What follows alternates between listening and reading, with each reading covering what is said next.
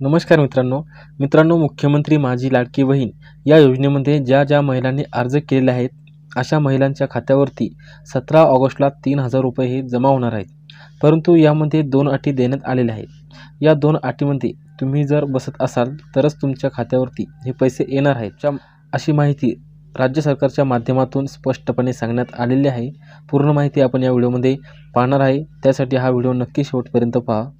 तर या ठिकाणी सांगण्यात आलेले आहे, मुख्यमंत्री माझी लाडकी बहीण योजनेचा हा लाभ कायमस्वरूपी सुरू राहणार आहे. त्यामध्ये मुख्यमंत्र्यांनी सांगितले आहे की 17 ऑगस्ट रोजी दोन्ही महिन्यातील हप्त्यांचे वितरण हे होणार आहे, असे या ठिकाणी मुख्यमंत्र्यांनी सांगितले आहे. मुख्यमंत्री माझी लाडकी बहीण योजनेमुळे महिला आर्थिकदृष्ट्या सक्षम होणार आहेत. त्यामुळे ही योजना कायमस्वरूपी सुरू राहणार आहे.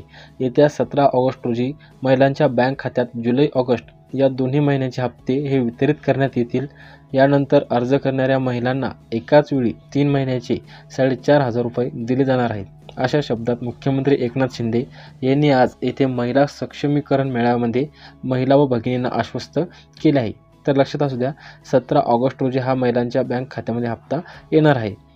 आणि त्यानंतर पहा की या योजनेचा राज्यस्तरीय कार्यक्रम मुख्यमंत्री एकनाथ शिंदे, उपमुख्यमंत्री देवेंद्र फडणवीस व उपमुख्यमंत्री अजित पवार यांच्या उपस्थित 17 ऑगस्ट 2024 रोजी पुणे येथे होणार असून त्यांच्या हस्ते ज्या महिलांचे अर्ज दिनांक 14 ऑगस्ट 2024 अखेरपर्यंत मंजूर होऊन शासनात सादर झाले आहेत त्यांच्या खात्यामध्ये हे पैसे वर्ग होतील. तर लक्षात असू द्या, ज्या महिलांचे अर्ज हे 14 ऑगस्टपर्यंत मंजूर झालेले आहेत त्यांना हे 3,000 रुपये मिळणार आहे आणि ज्यांचे ऑगस्ट नंतर मंजूर होतील त्यांना या 3 महिन्याची मिळून 4,500 रुपये हे मिळणार आहे. तर मित्रांनो, असा हा महत्त्वपूर्ण व्हिडिओ होता. जास्तीत जास्त महिलांना शेअर करा. धन्यवाद.